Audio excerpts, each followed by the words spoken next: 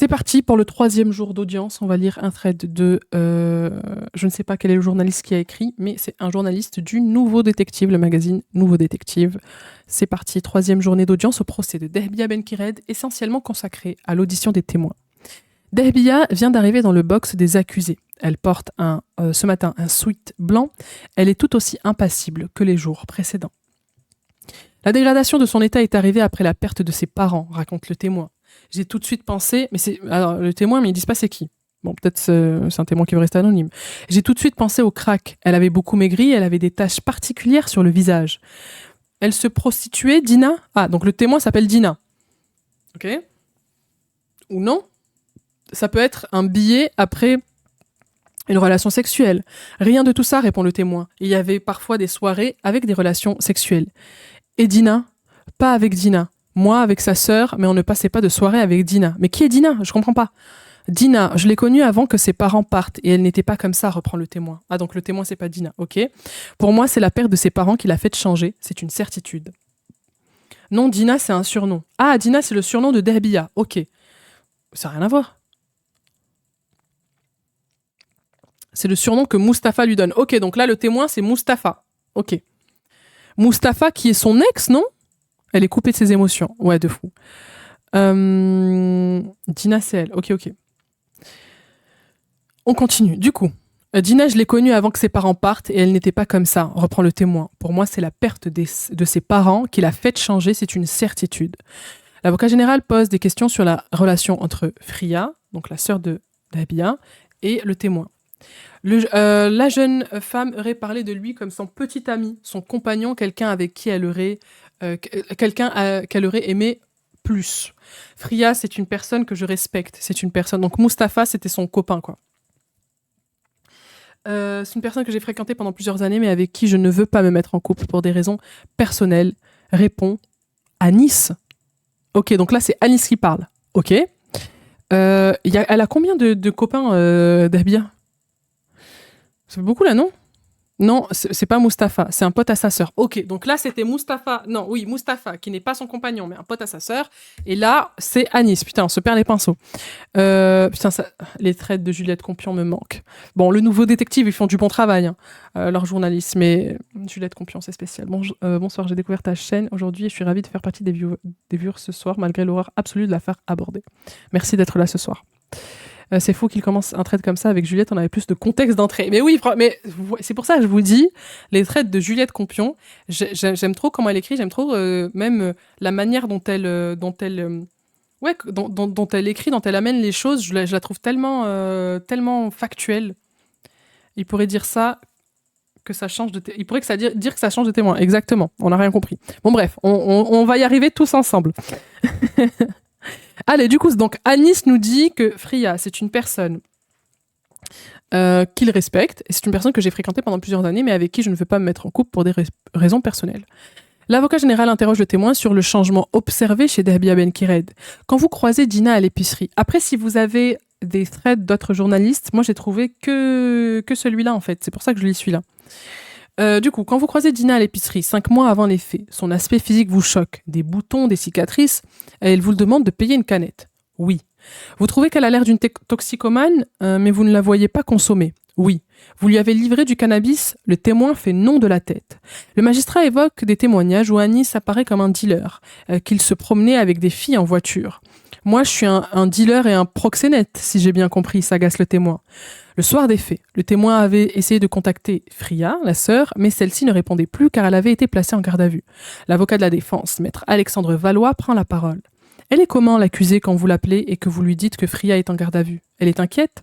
Non, c'est plutôt Fria qui semble très inquiète. Elle sentait qu'il se passait quelque chose. Et Dehbia m'a dit, t'inquiète, elle pleure pour rien, ma sœur.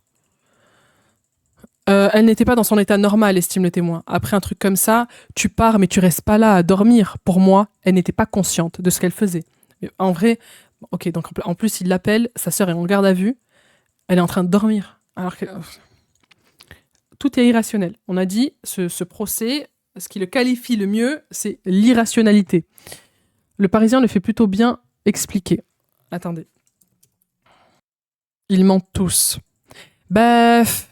J'en ai l'impression quand même. Ok les amis, on va changer de, on va changer de thread, ok? J'ai trouvé celui du Parisien. Je savais pas qui suivait l'affaire. Ça parle de quelle affaire? L'affaire Lola. Du coup, bonjour et bienvenue.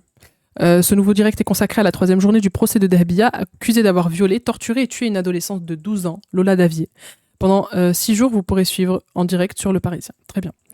3 ans après les faits, Dahbia Benkired est jugée pendant 6 jours pour le meurtre et le viol et les actes de torture qu'elle a infligés à Lola Davier le 14 octobre 2022 à Paris dans l'après-midi.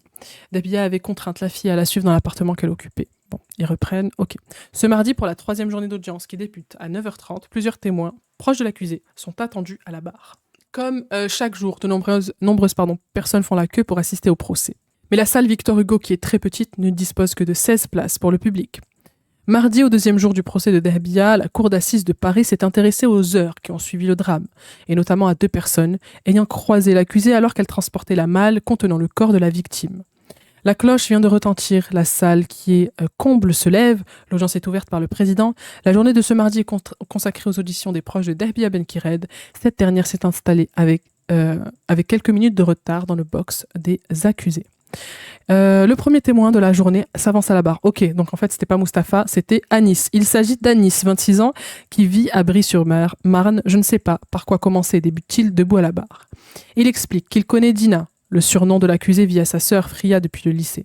À cette époque, Dahbia était tout à fait normale selon lui. J'ai passé plusieurs soirées avec elle, se souvient-il, et j'ai vu sa dégradation, raconte-t-il à la barre. J'ai entendu par sa sœur qu'elle a commencé à se dégrader un petit peu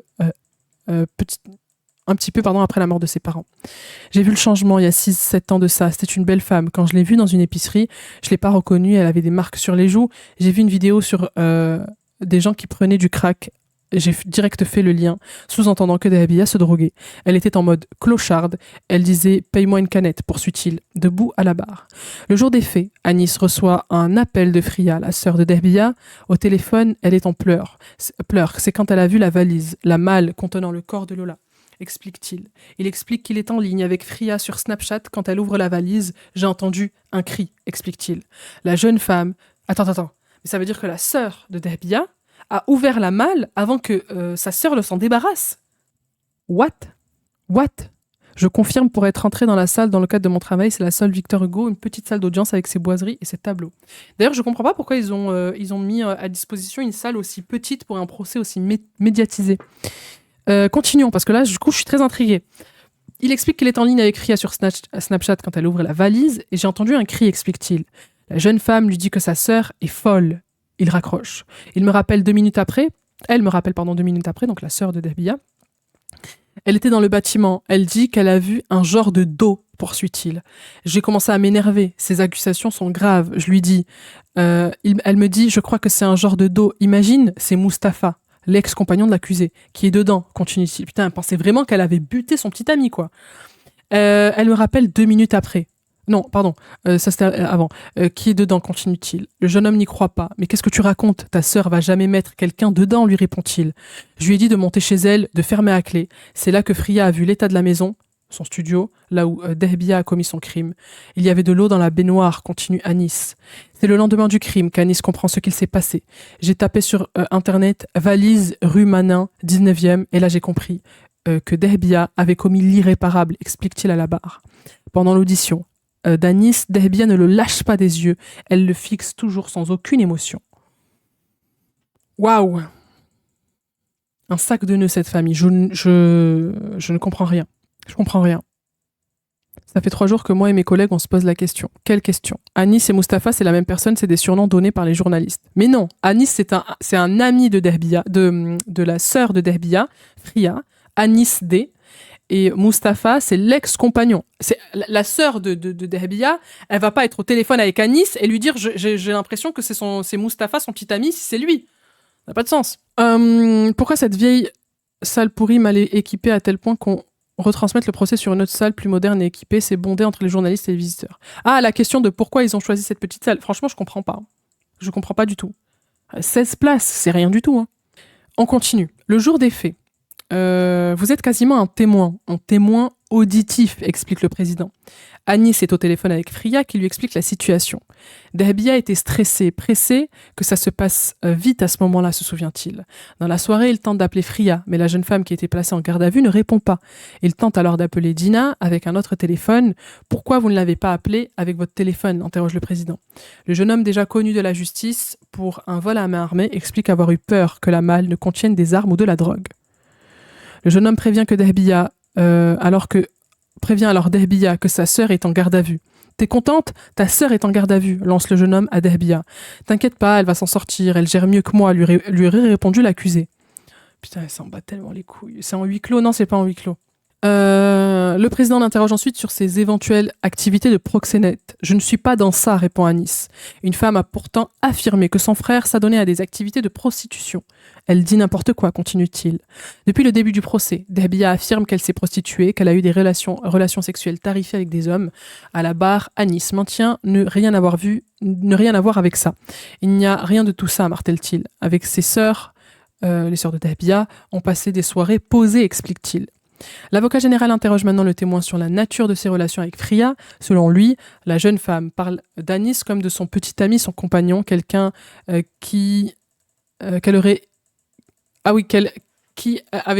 aimé plus. Ok, donc ça c'est la sœur de Dahbia, elle aurait aimé plus avec Anis. Mais le témoin ne parle pas de Fria dans les mêmes termes, poursuit l'avocat général qui évoque une asymétrie. Pourquoi sa sœur est en GAV? Probablement qu'ils ont vu que dans son appartement c'était le SGA et que du coup ils se sont dit c'est chez elle et ils n'avaient pas idée que sa sœur vivait aussi là-bas. Donc forcément qu'ils l'ont mis elle en garde à vue. Sa sœur est complice du coup. En fait, est-ce que quand elle a vu la malle, mais ça on nous l'explique pas, c'est pour ça que je comprends pas. Est-ce que quand elle a vu ce que contenait la malle, est-ce qu'elle a vu ça en bas parce qu'elle a vu, enfin peut-être qu'elle est redescendue et elle a revu cette malle parce qu'elle avait vu sa sœur avec la malle et qu'elle s'était dit que sa sœur l'avait mis dedans. Est-ce que la malle, elle était chez elle à ce moment-là? Et est-ce qu'une fois qu'elle a vu qu'il y avait un corps dedans, est-ce que c'est elle qui a appelé la police? Je ne pense pas, puisque c'est suite au travail des enquêteurs qui ont vu qu'elle était rentrée avec elle qu'ils l'ont interpellée, etc. Donc je comprends pas en fait. La chronologie, je l'ai pas. Ses sœurs n'ont pas voulu témoigner au procès. Ah bon? Elles vont pas témoigner?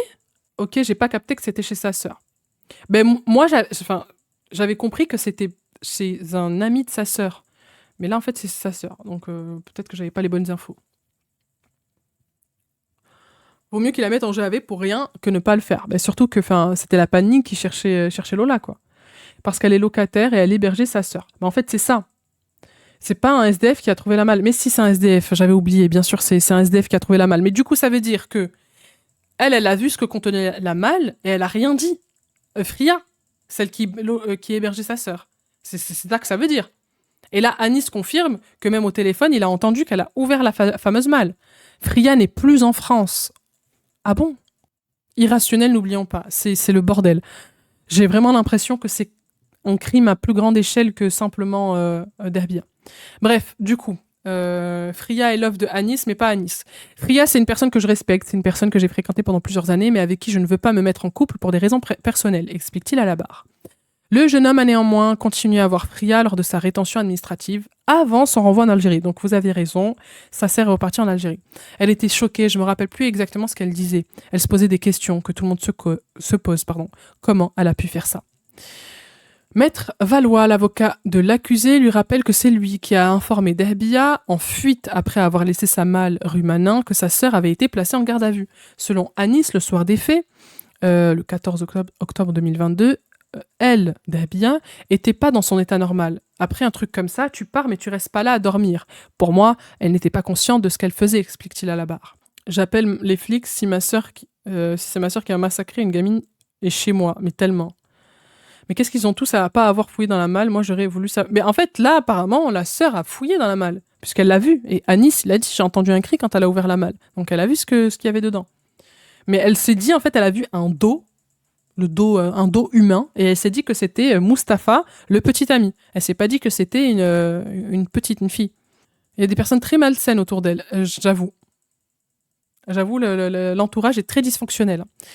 On continue. Donc, invité à réagir à l'audition d'Anis, Dahbia affirme que le jeune homme n'était pas au courant qu'elle se prostituait.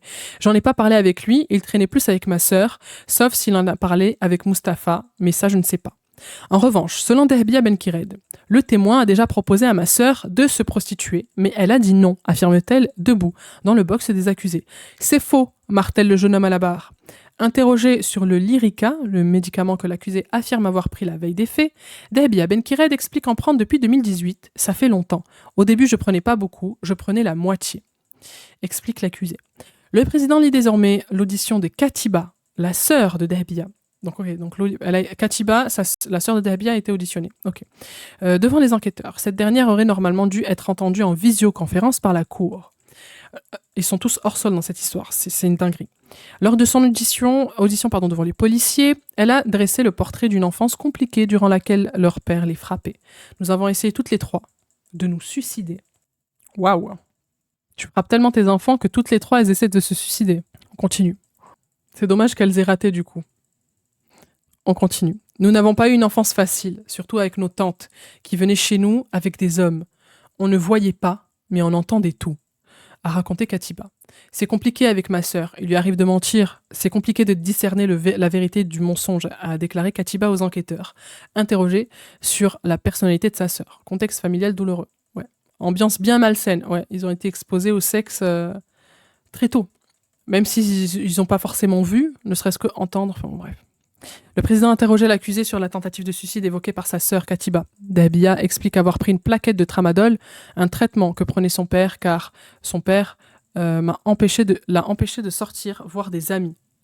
Ok. J'étais jeune, je voulais pas mourir. Mais ah non, c'est Katiba qui avait pris une plaquette de... Attends.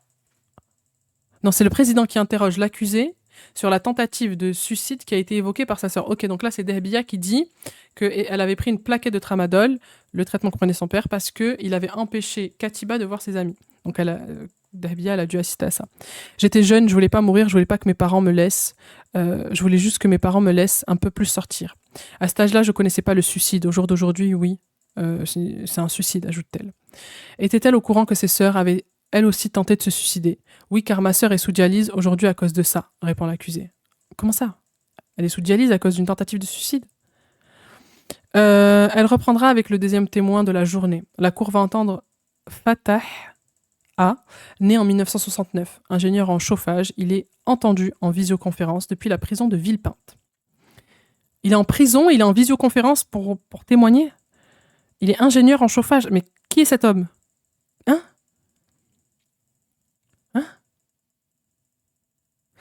Pourquoi elle n'a pas été entendue pendant le procès? Peut-être qu'elle n'est pas sur place. Hein. Parce qu'elle est... Non, Friane a été renvoyée en Algérie, mais Katiba, je ne sais pas. Ils ne le disent pas. Ça lui a flingué les reins, les médicaments. Ah, ok. Ok. À cause de médocs qui ont abîmé ses reins. D'accord. Il est en prison pour violence sur sa compagne. Donc, on continue. Je souhaitais... Putain, c'est fou. Mais l'entourage est complètement starbé. Je souhaite représenter mes condoléances. Donc là, c'est Fatah qui est en prison, ingénieur en chauffage, qui parle. Je souhaite présenter mes condoléances à la famille et beaucoup de courage pour vivre ça, commence-t-il. Par rapport à ce qu'elle a pu commettre, je tombe des nues. Elle a commis l'irréparable. Fatah explique l'avoir connue par hasard chez un commerçant à Saint-Ouen en juillet 2022. À l'époque, donc 3 mois avant qu'elle commette ce crime. À l'époque, elle se faisait passer pour une personne de Marseille qui enquêtait. À l'époque, ok, mais Fatah n'a pas cru son histoire. Elle était en train de refaire ses papiers, elle n'était pas inspectrice de police à Marseille ou autre. Elle s'est fait passer pour une inspectrice de police de Marseille. Bon, ok. Irrationnel, les amis, irrationnel. Elle était dans une situation précaire. Moi, je traversais une période compliquée, un long divorce qui fait que je suis aujourd'hui en détention. Je ne savais pas que les divorces pouvaient mener à la détention. J'ai pu l'héberger, j'ai pu partir, encore un homme qui n'a pas voulu laisser partir une femme. J'ai pu l'héberger, j'ai pu partir en vacances avec elle et avec mon fils. Nous avons passé une semaine ensemble à Pornic. Elle n'a jamais montré de signe quelconque de violence envers les enfants. Putain, oui, il est parti avec son fils du coup, et elle, en vacances. C'est la cour des miracles.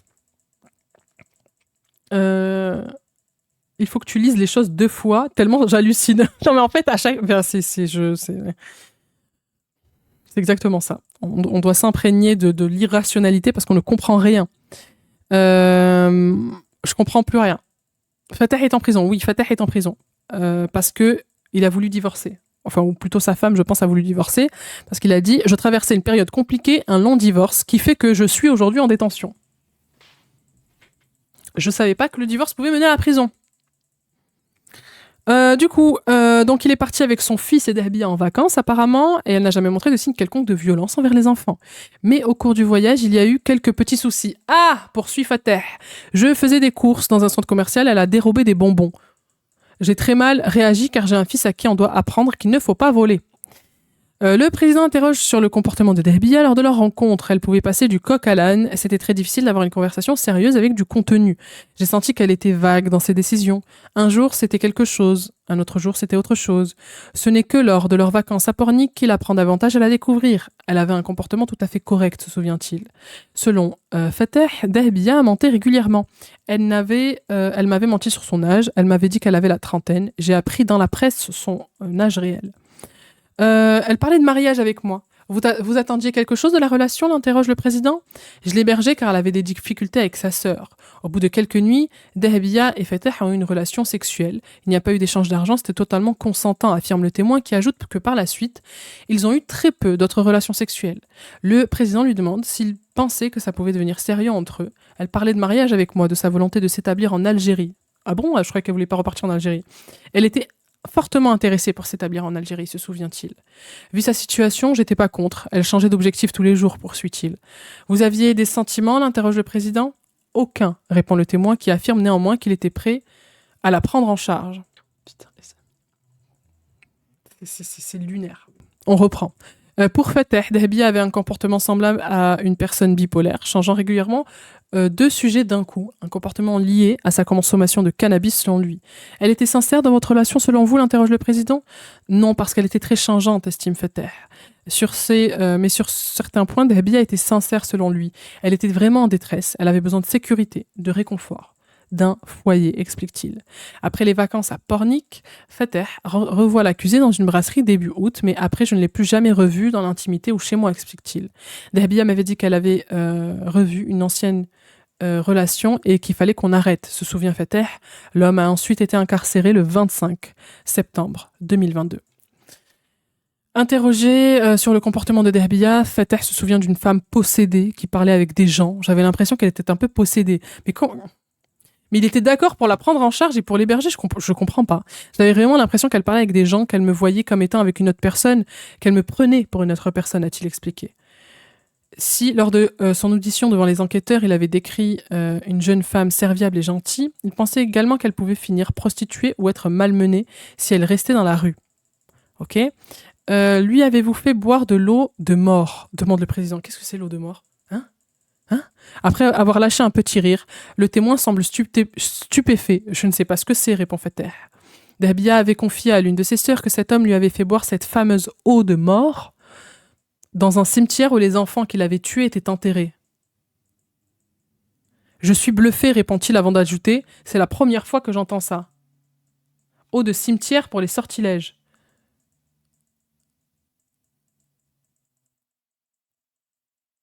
Où est l'enfant de cet homme-là? Je sais on a appris qu'il avait un fils. Est-il protégé? Bienvenue à Poudlard, les amis. Mais qu'est-ce qui se passe? Lors de ses auditions, Dahbia a déclaré que c'était Fateh qui l'avait amené à faire son crime. Je n'avais aucune idée de ce que je faisais. Pour moi, c'est Fateh qui m'a ensorcelé, a expliqué l'accusé. Le témoin répond « Je suis étranger à tout ça ». Interrogée par le président, Dahbia explique qu'elle avait des hallucinations quand elle était avec Fateh. Il m'a fait boire un truc et depuis je voyais les trucs à l'envers, explique-t-elle, affirmant une nouvelle fois que l'homme l'a empoisonné. Il ne va pas dire que c'est lui et qu'il m'a empoisonné, avait-elle ajouté. Est-ce que votre relation avec Fateh, c'est votre relation avec Fateh qui vous a fait voir le monde à l'envers et qui vous a fait commettre votre geste le 14 octobre 2022, lui demande le président. Dahbia répond « En tout cas, ça en a fait partie ». Putain, elle désigne cet homme qui l'a hébergé et avec qui elle se voyait mariée comme faisant partie d'une des raisons pour lesquelles elle aurait commis cet acte. Ok. Elle est complètement folle, comment est-ce qu'on peut la croire? Ben après, les amis, si elle était dans un état de vulnérabilité, c'est possible qu'il ait quelque chose à voir. Bon, lui, il dit qu'il a rien à voir. Mais l'un ou l'autre ment, dans tous les cas. L'un ou l'autre ment. Un vrai merdier, cette histoire. Mais tellement, tellement.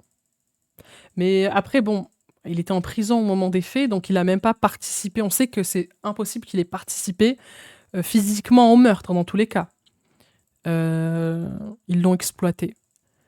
Peut-être qu'il lui a fait, découvrir la magie noire, la sorcellerie ou que sais-je. Hein. Moi, je la crois pas quand il dit qu'il voulait l'aider sans rien en retour. Pour elle, c'est la faute à Fateh, mais aussi la faute à Mustapha. Bon, c'est la faute à tout le monde, sauf à... Hein, voilà. Avec des gens comme ça, pas besoin d'ennemis. Ben, je préfère avoir des ennemis, je vous le dis. Hein. C'est au tour des parties civiles de poser des questions. Dès les premières minutes de votre rencontre, vous lui avez raconté des mensonges, déclare Maître Bourdier en s'adressant à Dehbia Benkired. Au début, quand je connais pas la personne, je vais pas lui dévoiler toute ma vie. Et après, je vais dire la vérité, répond-elle. Quand vous a-t-il fait boire ce breuvage? L'eau de mort, poursuit Maître Bourdier. C'était pendant l'été 2022 à Paris, répond Dehbia. L'avocate la presse de donner des précisions. On est sortis pour dîner ensemble. Il m'a ramené dans un hôtel où travaillait un de ses amis et il m'a ramené une bouteille, explique Dehbia, qui livre des explications très floues. J'ai commencé à voir flou, j'ai commencé à voir des trucs dans le ciel. J'ignorais ce que c'était, poursuit-elle, avant d'ajouter « L'effet que ça m'a fait n'était pas normal. Il vous a emmené dans un cimetière ?» demande ensuite Maître Bourdier. « Chez lui, ça ressemble à un cimetière et je pensais que c'était un cimetière. » Bon, ok, bon, allez, ok, ouais, très bien. Est-ce que... C'est lunaire, les amis. Est-ce que si elle avait invoqué des rites qui consistaient à enlever des enfants, vous l'auriez fait demande l'avocat de la Fondation pour l'enfance à Fateh. Si j'avais une poussière moléculaire, hein, évidemment que je n'aurais pas laissé faire. Je ne l'aurais pas ramené chez moi, je ne l'aurais pas laissé voir mon fils. Poussière moléculaire, j'ai pas compris. Répond le témoin d'un ton assuré. L'avocat général revient maintenant sur des échanges de messages entre Dehbia et Fateh.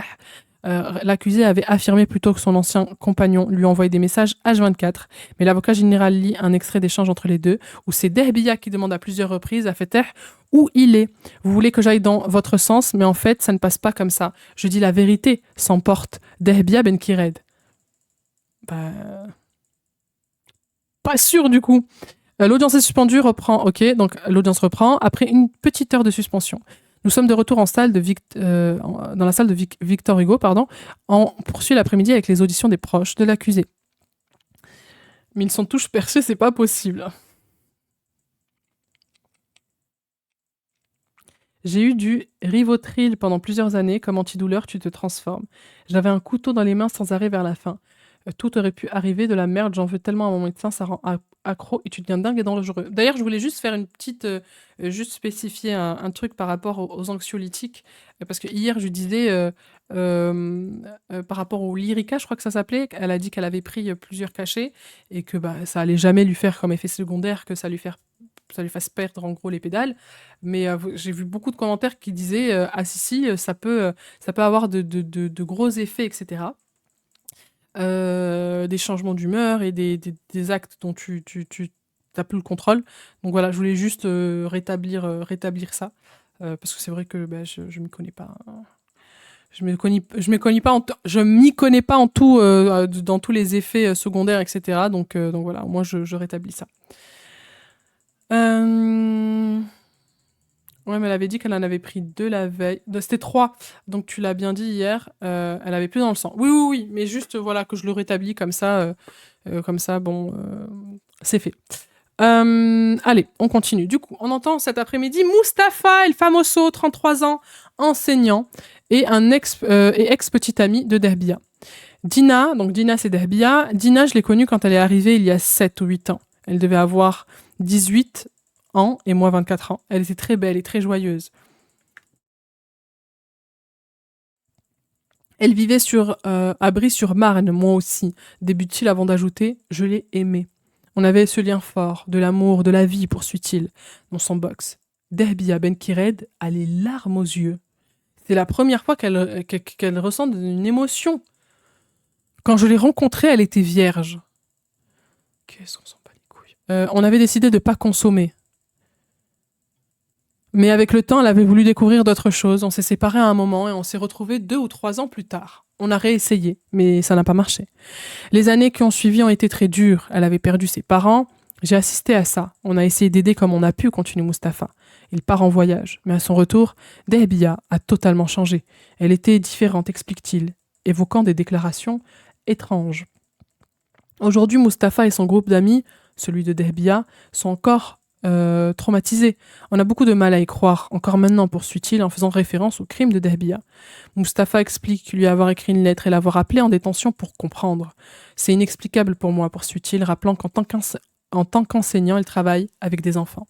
Je suis là pour vous donner mon ressenti. Je suis très stressé et anxieux, mais je suis là pour vous donner mon témoignage. C'est difficile d'être là, mais nécessaire, ajoute-t-il. L'homme est calme, il s'exprime clairement avec émotion. Dans le box, et pour la première fois depuis le début du procès, Dehbia Benkired le fixe du regard et elle verse quelques larmes. À son arrivée en France, la jeune femme ne fumait pas et ne buvait pas. Selon son ex-compagnon, elle était magnifique. Je pouvais marcher avec elle, les regards se tournaient vers elle, déclare Mustapha. Elle était joyeuse, marrante, la vie était un peu plus simple, dit-il. Le président l'interroge ensuite sur la consommation de cannabis de Dehbia. Je n'ai pas vu le décollage, mais j'ai vu la haute altitude et l'arrivée, explique son ex-compagnon qui évoque les changements physiques chez l'accusé, qui avait notamment le visage plus creusé. Après ça, Dehbia a consommé énormément de cannabis, se souvient Mustapha. Néanmoins, en 2020, quand il a hébergé Dehbia, elle ne fumait pas 20 joints par jour comme il a pu le lire. Ce n'était pas sa consommation. Ce n'était pas cette consommation. Et je l'ai vu déjourner sans consommer, ajoute-t-il, précisant ne jamais l'avoir vu par contre consommer de l'Lyrica, donc le médicament l'anxiolytique. Et contre les crises épileptiques, il me semble, les piles d'épilepsie. Pourquoi le couple s'est-il séparé? Pourquoi les fréquentations ne l'ont pas aidé? J'ai vu les conséquences, les sorties plus fréquentes quand on est jeune, belle, entouré de gens bienveillants qui veulent profiter. Ça ne solidifie pas le couple, explique Mustapha à la barre. Si le couple a tenté de se remettre ensemble quelques mois plus tard, le vase était cassé. On a essayé de recoller les morceaux, mais c'était compliqué.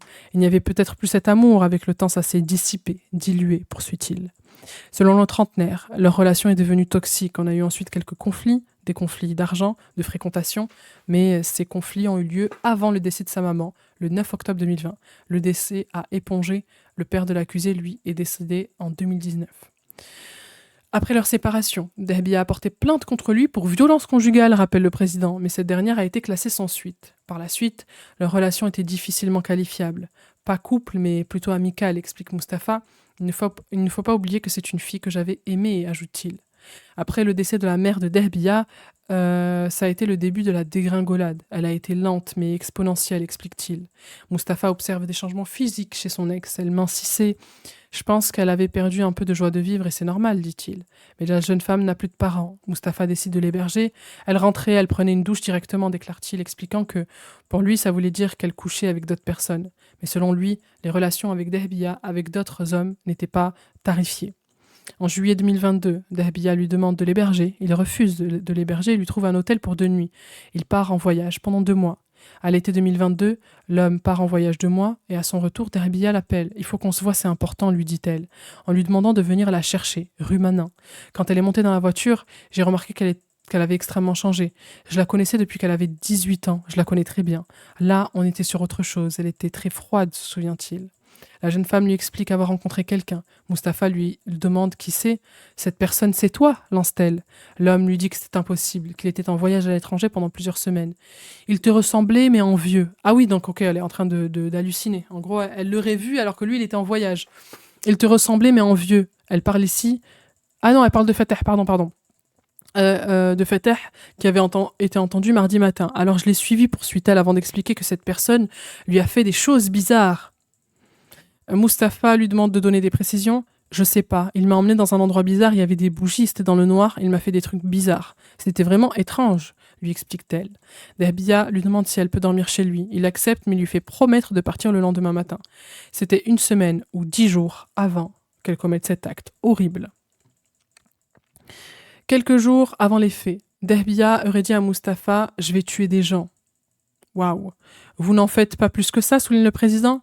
Aujourd'hui, on est dans une cour d'assises. Il s'est passé ce qui s'est passé, mais à l'époque, j'y prête pas plus attention que ça. Quand même, quand ton ex, avec qui tu restes ami apparemment, te dis je vais tuer des gens.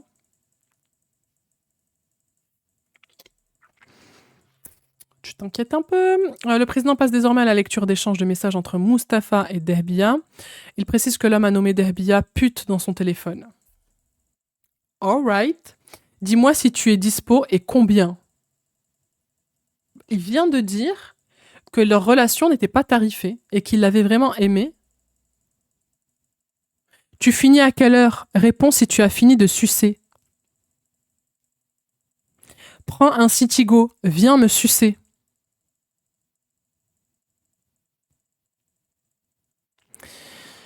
L'accusé réprime un rire à la lecture de ces échanges. C'était de la taquinerie, mais en vrai, ce ne sont pas des propos acceptables, répond Mustapha. Il fait le mec tout beau, tout classe. Mais non, mais c'est fou quand même. C'est un menteur, c'est un sorcier. Mais c'est fou. Attention, trigger après. Oh non. Prends un quoi? Un Citigo. Je sais pas ce que c'est. Peut-être une navette ou... merci pour les trigger warnings. Bon, je sais pas de quoi ça va parler, mais trigger warning. Le président passe des mensonges, lapsus révélateur. Le président passe à des messages qu'il a échangés entre le 5 et le 6 octobre. Le meurtre, c'était le 14. T'es où? Demande Dehbiya à Mustapha. Pas dans ton cul, malheureusement, lui répond-il. Dehbiya Benkired lui répond que son cul est un parc public. Ok. On avait tout misé sur l'enseignant et paf, tout part en couille. Franchement, tu sais, il s'exprimait bien et tout. Ah, la poésie. Ah bah, comme c'est fleuri et romantique, tellement. Du coup, j'ai des soupçons qu'elle travaille dans ça, la prostitution. Mais c'est une situation que je n'arrive pas à accepter, explique-t-il. Maintenant qu'il s'agit de taquinerie. Mais à la barre, Mustapha assure qu'il n'a jamais prostitué Dehbiya Benkired. Le 14 octobre, le jour des faits, Mustapha et Dehbiya continuent d'échanger des messages. « Réveille-toi, sale merde !» lui écrit Dehbiya avant de lui renvoyer. « Viens, on fait un gosse !» Pardon. Putain de merde, c'est pas possible. C'est n'importe quoi. Qu'est-ce que je suis en train de lire? De mieux en mieux. Je comprends rien. La secte des fous de la gare. Mais oui, c'est exactement ça. Viens, on fait un gosse. À 12h17, elle lui envoie. Je vais te montrer c'est quoi une vraie Algérienne. Une Algérienne, pardon. Puis BLC pour bas les couilles, suppose-t-on. Mustapha lui renvoie un doigt d'honneur. Dans ton cul, répond-elle, avant Pardon. C'est les fous du fond du bus, putain. Mais ils sont tous frappés du casque, c'est fou. Non, mais Ok, donc répond-elle avant un nouveau échange de doigts d'honneur. Laisse-moi dormir, lui envoie Dehbiya à 14h37. Sus, pute, lui répond Mustapha à 14h42. J'ai haut le cœur là, je sais pas comment dire, j'ai haut le cœur, j'ai la nausée là. À 14h55, soit 15 minutes avant de rentrer dans l'immeuble avec Lola, Dehbiya envoie à Mustapha. Je te donne un rendez-vous après, j'ai un truc à faire. Répond Dehbiya. Quelques minutes avant, elle lui envoie un message disant « Je vais faire un truc avec mes doigts. » C'est trop grave. Après l'interpellation de Dehbiya, Mustapha lui a écrit en détention « C'est un acte indescriptible. J'ai eu beaucoup de mal à comprendre ce passage à l'acte, explique-t-il. Je lui ai demandé pourquoi elle ne m'a pas prévenu. Il n'y a pas de chemin en arrière quand on fait ça. Pourquoi elle ne nous avait pas prévenu de toutes les choses en off qui se sont passées avec des personnes pas fréquentables, explique-t-il à la barre. Je lui ai demandé aussi de dire la vérité. Je l'ai eu au téléphone via sa sœur en lui demandant de dire la vérité. Une vérité importante pour deux choses, pour la famille et pour que ça n'arrive plus, continue-t-il. Dehbiya est invitée à réagir. Mais avant, elle demande au président si elle peut poser une question à Mustapha. Quand j'avais une cagoule et que j'avais de l'argent sur mon cul, tu prenais des photos pour faire quoi, lui demande-t-elle, pardon. Quand j'avais une cagoule et que j'avais de l'argent sur mon cul, tu prenais des photos pour faire quoi? Ok. T'es sûr que c'était moi, répond son ex-compagnon, visiblement très gêné. Certaine, affirme Dehbiya. T'avais même des photos et des vidéos, insiste l'accusé. Non, c'est faux, répond Mustapha. T'as juré de dire toute la vérité quand même, insiste Dehbiya. Bon, on peut vous laisser si vous voulez, sinon. Si on est de trop, faut le dire. Le président tente alors que de savoir si le projet de Dehbiya ce 14 octobre était de tuer son ex-compagnon plutôt que Lola. C'est à cause de cette relation toxique avec Mustapha et de ses messages le 14 octobre que vous avez commis ce geste, demande le président à l'accusé. Oui, et à cause de ce qu'il m'a fait subir. Elle l'accuse de l'avoir prostituée. Dehbiya qui explique que son ex-compagnon était méchant avec elle. Moi, je vais vous la dire la vérité. Je voulais lui faire du mal à lui, pas à la petite Lola. Franchement, c'est honteux de dire, c'est honteux. J'avais tellement mal que je voulais lui faire du mal à lui, je voulais me venger, j'avais la haine contre lui, déclare l'accusé. Je voulais pas le tuer, mais lui faire du mal, ajoute-t-elle. C'est n'importe quoi. D'où, à quelle heure, comment tu fais une connexion neuronale dans ton cerveau, tu as envie de faire du mal à ton ex, tu vas prendre une petite qui n'a rien à voir. Bon, déjà, tu ne fais pas ça, hein, tu vas pas faire du mal à ton ex, c'est rien que ça va pas. Mais comment tu peux transvaser ta colère sur une petite qui n'a rien demandé? Et pourquoi Lola donc? Ça n'a aucun sens. Quelle conne, pardon, mais non, c'est pas ça. Non, mais en fait, là, moi, je pense que même là, c'est... elle est pas honnête. C'est pas ça la raison. C'est pas ça la raison. Je veux pas y croire. Même là, je trouve ça honteux de dire ça. Vous nous dites que cet après-midi, qu'il est responsable de ce que vous avez fait à Lola, résume le président. Oui, répond l'accusé, avant d'ajouter « Je me sens beaucoup plus en sécurité en prison que lorsque j'étais avec lui ». Invité à réagir sur les accusations de Dehbiya, Mustapha explique être touché. « Je trouve pas les mots au vu des accusations qui sont faites, mis à part dire que c'est faux », répond-il. Tout son entourage est trop suspicieux à mort. Mustapha explique ensuite qu'il estime que des pistes n'ont pas été creusées. Quand on voit l'horreur de ce qui a été fait, le chiffre 0 et 1, on n'est pas sur un coup d'énervement, on est sur quelque chose de plus sérieux, déclare-t-il à la barre. Il y a beaucoup de zones d'ombre. On parle de quelque chose d'horrible. Dire que c'est parce que je suis amoureuse de Mustapha, je suis dans un coup d'éclat. Il y a un homme avec qui elle est restée 4 heures, on pourrait un peu plus pousser. On voit des gens qui font des choses bizarres, on déplace des corps, il y a des chiffres, appuie Mustapha, qui réclament la vérité par respect pour la famille de Lola. Je suis pas certain que ce soit à vous de parler de respect pour la famille, monsieur le couple président.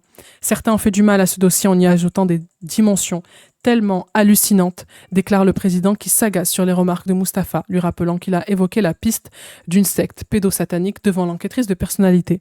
Mais de quoi vous parlez, monsieur, l'interroge le président d'un ton sec. Essayez de maîtriser vos propos. Vous parlez de respect, c'est bien, mais vous ne la respectez pas trop, la famille, en faisant croire que des pistes n'ont pas été creusées, poursuit le président. Pour moi, quelqu'un qui parle de secte satanique n'a pas lu le même dossier que moi, ajoute sèchement le président. C'est au tour de maître Valois, l'avocat de Dehbiya, d'interroger Mustapha. Vous l'interprétez comment quand Dehbiya vous dit dans un message un peu avant le crime qu'elle va bientôt utiliser ses doigts? Comme un geste de violence ou comme un geste sexuel? Aucun des deux, répond-il. Le jour des faits, pourquoi Fria, la sœur de l'accusé, a-t-elle pensé que le corps dans la malle était celui de Mustapha? On a eu une très bonne relation qui va s'achever ici, je pense. On a eu une très bonne relation, mais elle est devenue toxique, répond Mustapha.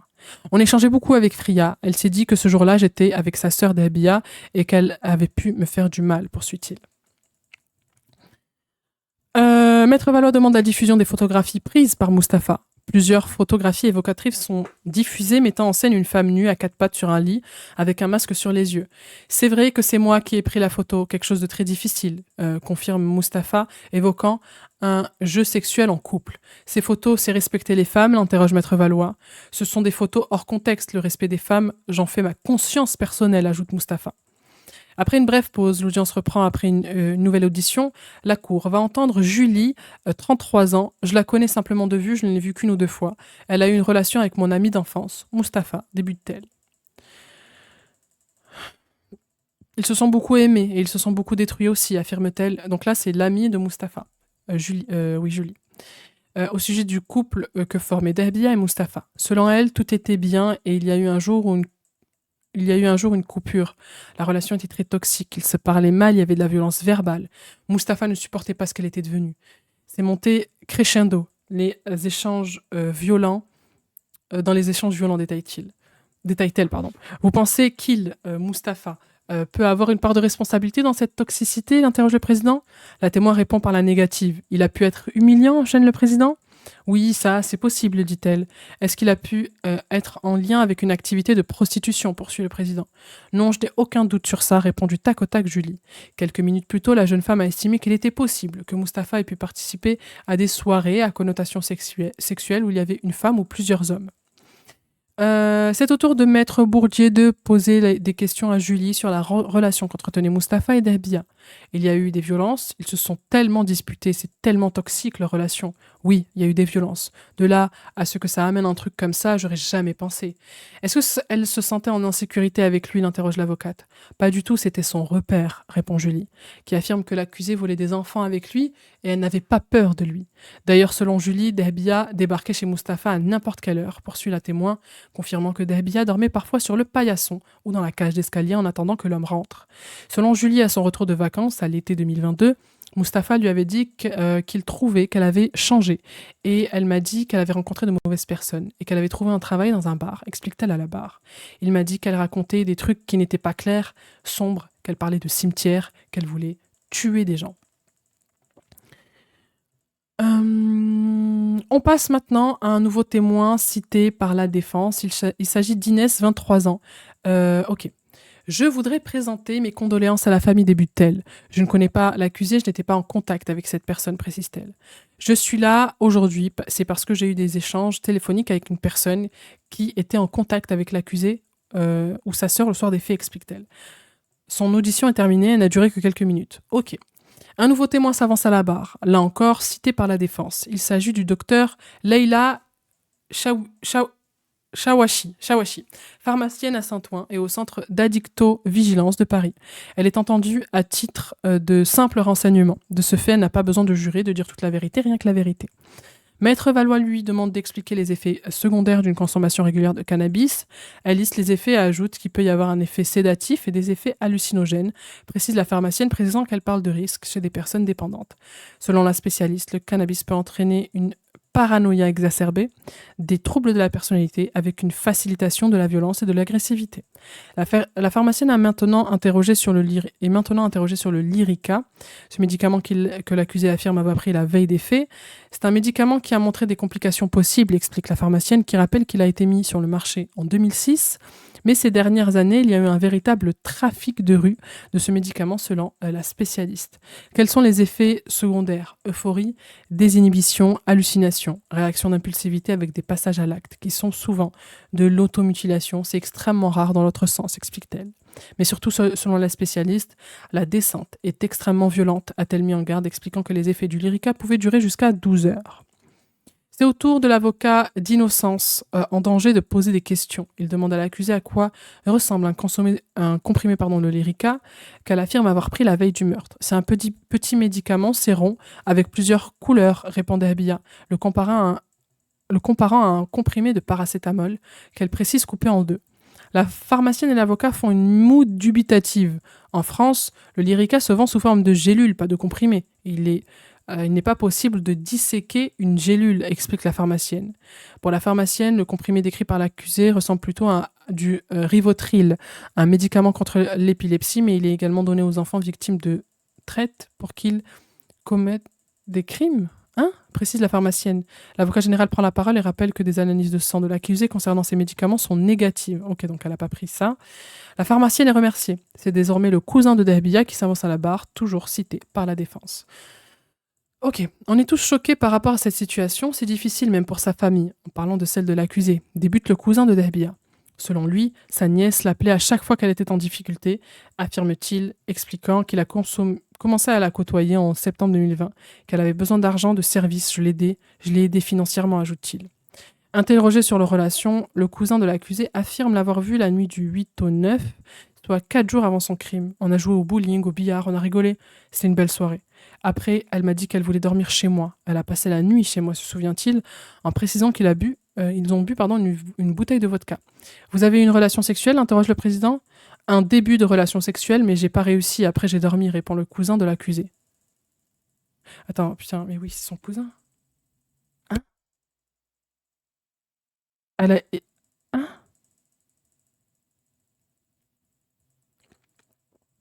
C'est le Nord.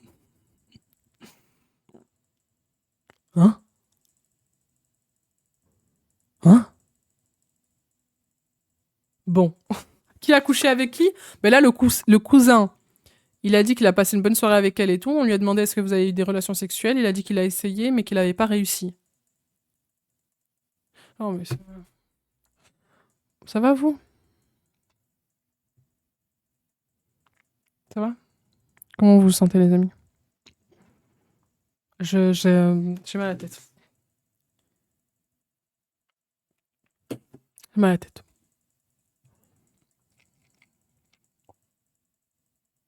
Qui n'a pas essayé de coucher avec elle dans son entourage? Bon, ça, c'est aussi la question à 1 million. Le cousin, manquait plus que ça. Franchement, dans notre bingo, moi, je l'avais pas. Hein. Famille très sombre. Il me faut une cigarette. Voilà, je pense qu'il me faut même un ouinge. Hein. Je comprends plus rien, là. Au secours. Au secours. Fréquent dans ce type de famille maltraitante. C'est triste et sidérant, tellement.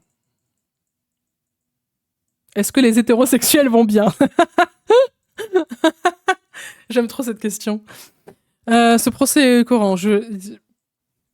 Moi, je vous dis, hein, je pose mon cerveau et je lis. Voilà, c'est ce que je fais depuis tout à l'heure. Allez, du coup, répond le cousin de l'accusé, précisant que lors de cette relation, ils étaient dans la position du missionnaire. T'avais pas besoin de le préciser, putain, qu'est-ce qu'on s'en fout?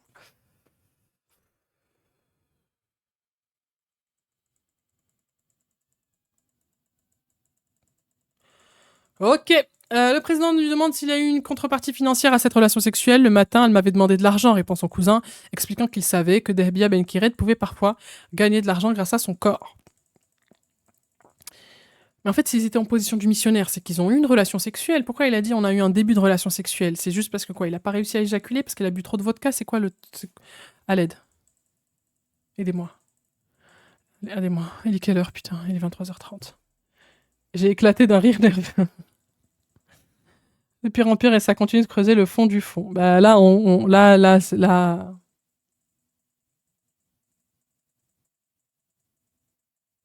En fait, on était au fond et on creuse encore, quoi. Du coup, devant les enquêteurs, Dehbia a affirmé avoir été violée et droguée par son cousin. Il m'a pris dans tous les sens, il m'a forcé, a-t-elle dit aux policiers.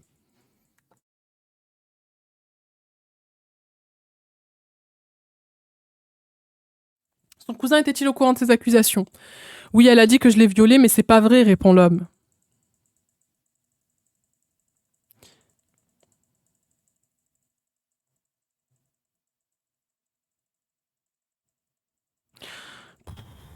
Compliqué cette histoire.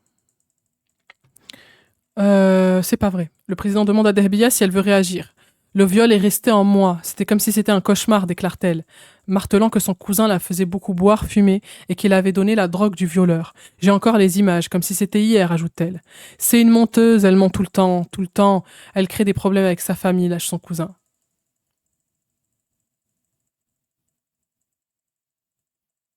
C'est le procès Pellico ou celui pour Lola. On sait plus. Attention sur le viol, elle peut mentir aussi. Ben, en fait, moi, je vais vous donner mon avis. C'est que j'ai 2 théories. Soit tout le monde s'est servi d'elle, et j'ai vraiment l'impression que tout le monde s'est servi d'elle et de son corps. J'ai cette impression-là. Qu'il y a beaucoup d'hommes, que tous les hommes de sa vie, à chaque fois, ils ont essayé de coucher avec elle, etc. Donc j'ai l'impression qu'il y avait que des relations malsaines en ce qui concerne la sexualité. Vous avez compris ce que je veux dire. Ou sinon, alors, elle ment à chaque fois. Mais j'ai vraiment l'impression que... En fait, c'est même pas qu'une impression. Eux-mêmes le disent. J'ai essayé de coucher avec elle. On a vu les Mustapha, il commençait, il parlait bien et tout. On s'est dit, ah, super, elle a eu un homme dans sa vie qui lui parlait bien. Suspute. Bon. Elle était sexualisée à H24. Ouais. Elle était sexualisée à H24 en étant adulte. Quand elle était jeune, elle a été exposée à de la violence, elle a été exposée à un viol, elle a été exposée à de la pornographie. Enfin, j'ai vraiment l'impression que... Enfin, encore une fois, ça ne justifie rien. On essaie de comprendre le pourquoi du comment. C'était une femme objet niveau sexe pour les mecs qu'elle a connus. Ouais. La meurtrière veut manipuler le procès pour qu'elle soit traitée comme la victime. Mais après, encore une fois, hein, elle a pu être victime dans sa vie ça n'enlève en rien l'acte horrible qu'elle a commis, parce qu'on est responsable du mal qu'on fait aux gens. Mais elle a pu être la victime toute sa vie. Et j'ai vraiment l'impression que les hommes qui l'entouraient sont vraiment servis d'elle, comme d'un objet sexuel. Il y avait de l'emprise. Ça n'excuse rien, mais franchement, elle présente beaucoup de signes de trauma et de dissociation. Surtout qu'on sait que même pendant certaines femmes qui se font violer, ou même des hommes, tu peux être dans un état où tu te dissocies. Donc, ouais. Comme quoi, l'entourage fait des fois la personne, tout à fait. L'histoire est triste quand tu vois une gamine qui venait d'Alger et qui était pleine de vie en arrivant en se demandant que ses fréquentations lui ont fait. Ça n'excuse pas, mais oui, ça explique beaucoup de choses. Son entourage laisse tomber, c'est chaotique. Ah non, mais en fait, il n'y a pas une personne pour rattraper l'autre. Est-ce que vous avez vu aujourd'hui à quel point c'était horrible? On est sur le témoignage des proches. À chaque fois, on creusait. Elle avait un entourage morbide. Tu es avec des adultes, ici, les discussions sont beaucoup plus matures. Oui, mais même sur YouTube, il y a des adultes, et en fait, quand on dit qu'on essaye de comprendre et qu'on essaye d'expliquer le pourquoi du comment, tu la défends. Non, je la défends absolument pas. Mais tout ce que je dis, c'est que, oui, j'ai l'impression que toute sa vie, on l'a sexualisée, et toute sa vie, on s'est servi d'elle comme un objet, et toute sa vie, dans sa sexualité, il y avait beaucoup de... La sexualité était liée avec de la violence. Et regardez ce qu'elle a fait à Lola. Elle lui a fait subir des actes de torture et elle l'a violée. Exactement ce qu'elle a vécu. Exactement ce qu'elle a vécu. Et puis c'était quelqu'un qui n'avait aucune stabilité. Donc, ouais, forcément. Elle était... Enfin, forcément. Vous voyez ce que je veux dire? Comment tu veux te soigner psychologiquement si même dans ta vie, t'es même pas stable? T'as pas de chez toi, t'as personne à qui te raccrocher, t'es toute seule dans tes délires. Si, pour peu que t'aies des troubles dissociatifs, mais ça y est, des troubles de la personnalité. Et d'ailleurs, elle a été expertisée. Mais enfin, c'est une horreur, c'est une horreur. Les viols intrafamiliaux dans l'enfance, les hommes qui l'ont mis sur le trottoir. Elle est psychopathe. Je sais pas. En tout cas, ce qu'elle a vécu dans toute sa vie, et même quand on entend les hommes qu'elle a côtoyés, quand on les entend parler d'elle, ben en fait, ça explique tellement de choses. Numéro sous les pieds. Encore une fois, pour moi, elle a été exposée à tout ce qui est sorcellerie, magie noire, etc. Pour moi, c'est quelqu'un qui avait ce genre de croyances et qui, du coup... Après, bon, vous avez vu le président, comment il a parlé de ces théories-là. Pour lui, c'est pas ça. Enfin, pour lui, c'est pas ça. Je suis pas en train de dire que c'est quelque chose qui existe. Enfin, si, ça existe, en fait. Ça existe dans le sens où il y a des gens qui croient à ça. Il y a des gens qui font des rituels et des sacrifices parce qu'ils se disent que, voilà, dans le satanisme, etc., ça peut t'apporter des choses. Donc ça existe.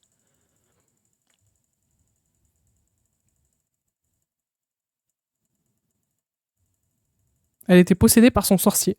Mais c'est pas, en fait, pour moi, par contre, ça, c'est pas possible. Enfin, je veux dire, c'est pas possible. Genre, c'est pas un mec, il est arrivé, il lui a fait Ramali Ramala et elle est possédée. Non, c'est quelqu'un déjà dans un contexte, dans un terrain psychologique affaibli et vulnérable et on lui a peut-être rempli la tête, on lui a dit ça, ça, ça.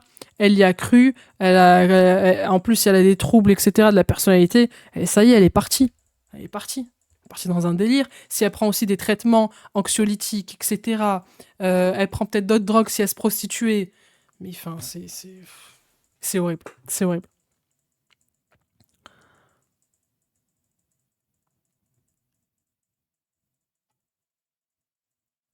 Elle a eu une vie d'esclave sexuelle. Pour elle, son corps était son seul moyen de survie. D'où l'intérêt de l'aide médicale d'État. Merci de le rappeler. Merci pour ce stream, c'était sympa. Merci pour votre accueil. Bah, avec plaisir. Je comprends pas comment ils peuvent la juger responsable de ses actes. Elle a l'air complètement fracassée, cette femme. Ben, apparemment, son discernement, il est intact. Ça veut dire qu'elle a conscience de tout ce qu'elle a fait. C'est ça qui est fou. C'est ça qui est complètement dingue. C'est qu'elle est consciente de ce qu'elle a fait. Et même là, par exemple, elle voit son ex de qui elle était amoureuse, elle pleure et tout. Donc ça veut dire qu'elle a des émotions. Même Jubilard, il a pas lâché une larme pendant son procès. Donc moi, je pense sincèrement qu'elle est consciente de ce qu'elle a fait, même de l'horreur qu'elle a fait. C'est juste que ouais, elle est dans un état où elle s'en fout en fait. Elle s'en fout parce que pour elle, c'est peut-être la normalité.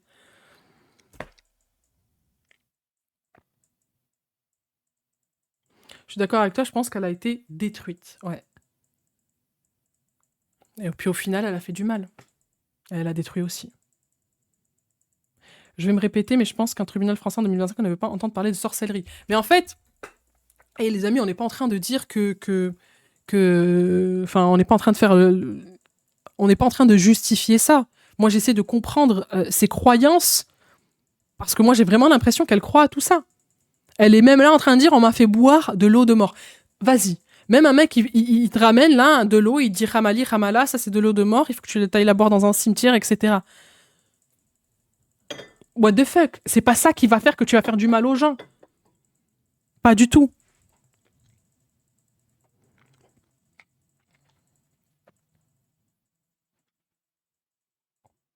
Ça paraît fou, mais c'est tellement ça le cas.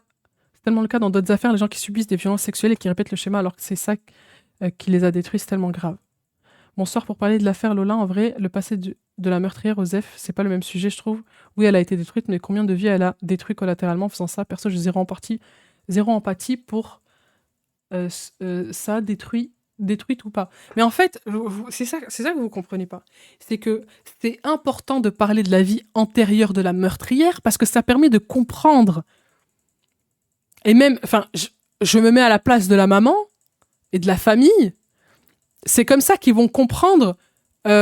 Tu peux pas comprendre un geste pareil, mais tu peux comprendre d'où ça vient, la source de tout ça. C'est important pour la famille d'avoir un procès. Mais oui, la meuf est même susceptible de recommencer. Bah, franchement, mais enfin, je suis désolée. Il faut jamais qu'elle sorte. Il faut qu'elle soit suivie, cette femme. Elle refuse de reconnaître sa responsabilité dans les actes de sa vie et de son meurtre. En France, elle pouvait demander de l'aide. Elle a été scolarisée, elle était intelligente car elle sait se débrouiller dans la rue. Hein? Mais c'est quoi de l'eau de mort? Mais j'en ai aucune idée. Pour moi, l'eau de mort, c'est tu prends de l'eau et tu fais Ramali, Ramala, Ramali, Ramala, Ramala, tiens, c'est l'eau de mort. Allez. Franchement, j'en ai aucune idée, je sais pas. C'est de l'eau de lavage mortuaire selon le rite musulman. Hein? Jamais entendu ça. Le passé a son importance pour comprendre sérieux. Mais bien sûr, je ne comprends pas. Dans toutes les affaires, c'est comme ça. Et même au-delà des affaires de crime, parler du passé et de ce qu'a vécu une personne te permet de comprendre si elle fait un acte odieux.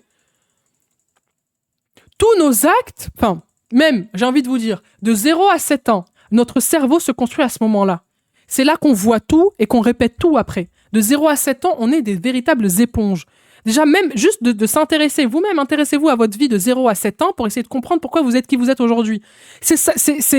Littéralement, c'est ce qu'on vit chaque jour depuis qu'on est né qui fait les personnes qu'on est aujourd'hui. Et c'est ça qui est le plus important. Je suis désolée.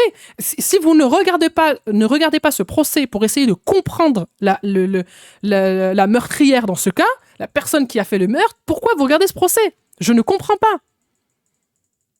C'est parce que sinon, ça, on s'en fout. Enfin, on s'en fout. Je veux dire, on sait l'acte qu'elle a commis. Elle a avoué.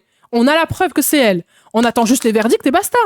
Ne regardez pas le déroulé du procès parce qu'on va forcément parler de son enfance, on va forcément avoir une expertise psychiatrique, on va forcément avoir le contexte familial, donc les proches qui viennent témoigner. Ça se passe exactement comme ça dans tous les procès. Ne regardez pas le procès, condamnez l'acte, vous savez qu'il y a eu un acte, vous savez qu'il y a les preuves, attendez le verdict et point, c'est tout. Tout s'explique, mais ne s'excuse pas. Jamais de la vie. Et encore une fois, je le répète, parce qu'apparemment, il faut le répéter 1 milliard de fois. Même si tu as été victime dans ta vie, ça te donne pas le droit à une carte victime et dire « Ah, ben tiens, regarde, moi aussi j'ai vécu, donc j'ai le droit de faire du mal. » Sinon, on ne s'arrête jamais. Sinon, on répète encore et encore. Les gens sont le fruit d'un système, d'un milieu, d'un vécu. Et quand on comprend ça, on comprend à quel point, nous, dans la société, on a besoin de tous se rassembler, de tous essayer de faire en sorte que les problématiques sociales qui aujourd'hui sont mises sous le tapis, on va pas se le cacher, qu'on s'occupe de tout ça. Connaître le passé des accusés permet de comprendre le profil, pouvoir prévenir les prochains meurtres, comprendre les mécanismes de ce genre de passage à l'acte. Ne serait-ce que là, par exemple, on a vu 2 procès. On a vu le procès de Jubilard. On a vu là, c'est le procès de Dahbia. Jubilard, il avait dit, je vais prendre Delphine, je vais l'enterrer, je vais l'étrangler, je vais la tuer. Il l'avait dit avant. Dahbia, on apprend que c'est pareil. Elle avait dit qu'elle avait envie de tuer des gens. Elle n'avait pas une personne spécifique, elle savait juste qu'elle avait envie de tuer des gens. Et elle en a parlé à quelqu'un de son entourage. Rien que ça, rien que d'avoir ces informations-là de la part des proches. Qu'est-ce qu'on en fait? Ben, la prochaine fois que quelqu'un vous dit j'ai envie de tuer quelqu'un, vous savez que, bon, vous avez pas forcément une responsabilité, mais vous pouvez peut-être faire quelque chose. Dis-le plus fort, Pipa, c'est où on tente pas de lui trouver des circonstances, on veut juste tout comprendre comment elle peut réfléchir avec sa vie, bordel. Mais exactement, moi, franchement, je comprends pas tout ce débat, parce que sinon, on regarde pas le procès, on le regarde pas. On s'en fout de son enfance, on s'en fout de tout le déroulé, on s'en fout du témoignage des proches, on s'en fout d'avoir le contexte, on s'en fout de ce qu'elle a vécu, on s'en fout de ses traumas, on s'en fout de tout ça. Et on regarde juste le verdict, voilà. Et on sait très bien, en plus, qu'elle va être condamnée. On le sait, elle a avoué. Ah bon, on n'est pas responsable de ses actes? Ça s'explique par son passé. Ben regarde, tu viens exactement de dire le contraire de ce que j'ai dit. J'ai dit qu'elle était responsable des actes qu'elle fait, surtout le mal que tu fais aux gens, t'en es responsable. Mais bien sûr que tu peux trouver l'explication dans le passé.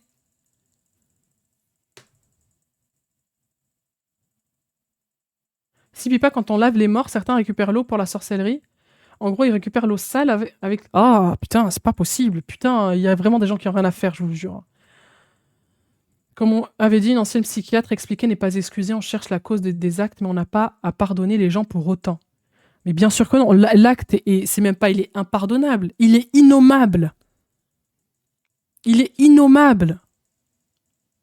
Et puis même, moi je vous ai déjà dit, vous connaissez mon avis sur la question, et moi je ne comprends pas comment tu peux faire vivre à quelqu'un quelque chose qui toi-même t'a blessé, t'a fait du mal. T'as vécu un viol, je ne comprends pas comment tu veux faire vivre un viol à quelqu'un. Pour moi, ça n'a aucun sens.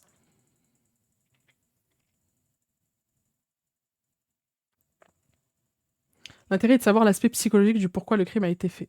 Tout à fait.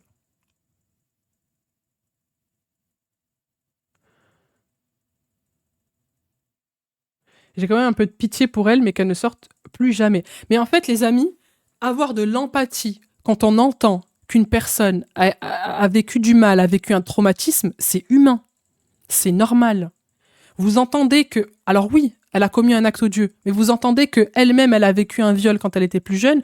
Le fait d'avoir de l'empathie, c'est humain. Et ça ne veut pas dire que vous pardonnez son geste. Loin de là. C'est comme pour Jubilard.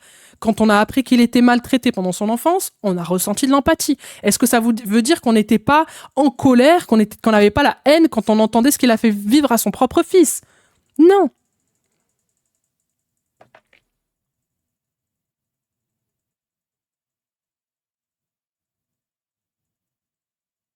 On sait rien en faire. Par mon travail, j'ai vu des personnes aller chercher de l'aide à la police et ils n'ont rien fait. Au final, la personne est passée à l'acte. Donc personne n'a rien fait, ils ne feront rien. Mais tu vois, ça, Priscilla, par exemple, c'est peut-être quelque chose qu'on devrait changer. Quelque chose, je sais pas, mettre en place, sur écoute une personne ou essayer de la suivre ou que sais-je. Si on sait qu'elle peut être un danger pour elle-même ou pour quelqu'un, c'est peut-être quelque chose qu'on peut changer. Parce que c'est vrai, par exemple, même dans le cas des victimes de violences conjugales, combien de fois elles sont allées porter plainte?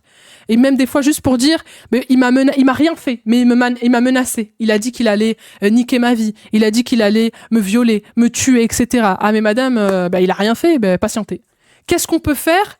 Qu'est-ce qu'on peut mettre en place pour éviter le passage à l'acte quand quelqu'un dit qu'il va passer à l'acte, avant qu'il passe à l'acte?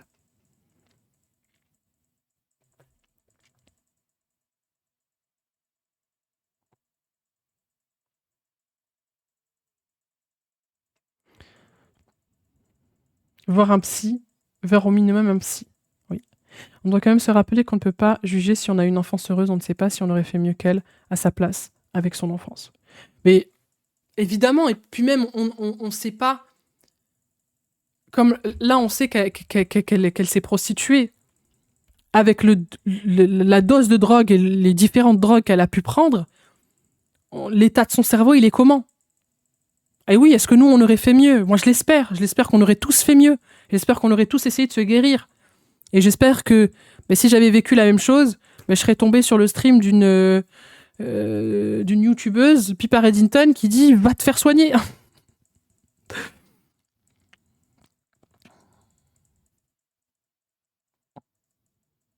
C'est toujours triste d'écouter l'enfance des tueurs. Mais c'est toujours intéressant de l'écouter.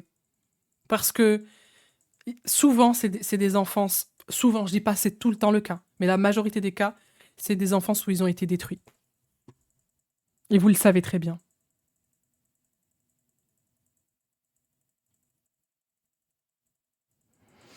J'ai regardé Harry Potter à l'école des sorciers. Bah nous aussi, j'ai l'impression, c'est ce qu'on a regardé. C'était vraiment... Bref, attendez, je sais même pas si j'ai fini. Je crois que oui. Du coup, donc c'est une menteuse, elle ment tout le temps, elle crée des problèmes avec sa famille, lâche son cousin. Ok, donc l'audience est levée pour aujourd'hui, elle reprendra pour la 4e journée ce mercredi matin. Ok. Donc on a fini. Les vieux ça, pas les vieux ça. Ça demande un gros travail sur soi quand on a vécu chez les fous pour ne pas le devenir soi-même. Mais en plus, c'est la voie de la facilité, c'est de laisser tomber. C'est de faire pareil. La voie de la facilité, c'est de répéter ce que tu as toujours connu parce que c'est confortable. Et la voie la plus difficile, c'est celle de la guérison, celle d'essayer de se réparer. C'est ça la voie la plus compliquée. Et c'est pour ça que quand vous venez vous témoigner, vous me racontez vos traumas, ce que vous avez vécu, etc., je vous dis, GG. GG, les gars. C'est la voie la plus difficile, la plus compliquée, la plus courageuse.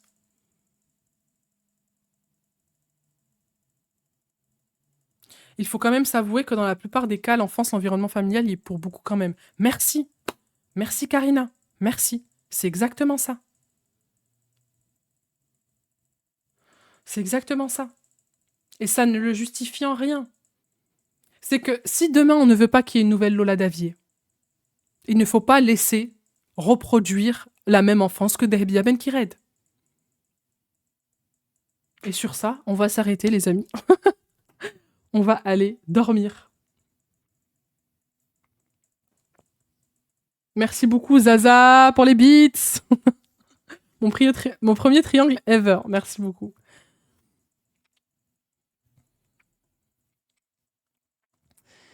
Mais on peut, c'est ça, Pipa a raison. La voie la plus difficile, c'est celle de l'humilité, du courage. Bah oui, c'est la plus compliquée, c'est la plus difficile. Et c'est celle que, en majorité, on essaye tous de choisir. Enfin, je pense. D'évoluer, de faire différemment. De pas faire souffrir comme on a souffert. Je pense que la plupart des êtres humains essayent de faire ça. Mais c'est facile de s'abandonner dans les abysses de nos souffrances et de nos traumas. C'est très facile. Enfin, c'est facile. C'est ce qui est confortable parce que c'est ce qu'on connaît. Les gens traumatisés sont des bombes à retardement, c'est grave de ne pas le prendre assez au sérieux. Et c'est en ça que nous, la société, toute la société, doit s'organiser pour ne pas laisser ces bombes à retardement exploser. Tant que la société ne va pas s'occuper des violences faites aux enfants, continuera de produire des futurs monstres. Exactement. Et nier ça, juste pour dire « Ah non, non, non, on s'en fout, qu'elle crève, que ci, que ça », et genre ne pas voir l'opportunité qu'on a de voir nos problématiques de société droit dans les yeux pendant ce genre d'affaires, je suis désolée, c'est cracher sur la mémoire de Lola. On crache sur sa mémoire. Sachant que Lola, en plus, même sa maman le disait, ce qu'elle voulait, c'était aider les gens, elle voulait même être infirmière. Elle était dans cette... elle avait une personnalité qui aimait aider les gens. Donc venez, on lui rend hommage. Non ? Bayrou, si tu nous regardes, pisse aux enfants. J'espère pas qu'il nous regarde. Quoique, peut-être que ça va lui donner des idées. J'ai vu les conséquences de victimes de sorcellerie, les pauvres, personne ne les comprend car ça dépasse l'entendement. Impossible de se plaindre car la justice ne reconnaît pas la sorcellerie. J'ai déjà entendu même lu des témoignages de victimes de sorcellerie. Là, depuis que j'ai ouvert mon compte Pippa Reddington, ça m'a horrifiée. Et ces personnes, à part ne plus parler avec leur famille, elles peuvent rien faire. Des fois, tu peux porter plainte pour maltraitance si tu as des preuves, et encore, si t'es enfant, t'as pas passé ton temps à accumuler des preuves. Hein. Mais Derbia n'a pas grandi en France, elle était à l'écart des systèmes de santé et sociaux et clairement un souci, ne serait-ce que pour détecter ce type de personnes. Ben, il faudrait des moyens colossaux pour les personnes qui souhaitent faire un titre de séjour, pour pouvoir les diagnostiquer psychologiquement, s'intéresser à leur enfance, savoir ce qui s'est passé, est-ce qu'elles ont des traumas, est-ce qu'elles ont des troubles de la personnalité, est-ce qu'elles ont des troubles psychiatriques. Bien sûr, ça demande de l'argent. Mais normalement, notre argent sert à ça. L'argent de nos impôts. Pipa présidente. Pipa, oui, ton travail rend hommage à Lola. Mais je l'espère. Franchement, je l'espère vraiment. Parce que si... Bref, je vais pas commencer à pleurer, allez. Merci à Pipa de faire ce travail de retransmission chaque soir. Je me sentais pas de lire ça toute seule. Bah, merci à vous d'être là tous les soirs. Vraiment, c'est fou. Hein. C'est fou. Vous êtes quand même là malgré l'horreur et malgré le fait que on savait que ça allait être compliqué. Mais bon, il nous reste 3 jours, les amis. En vrai, ça va.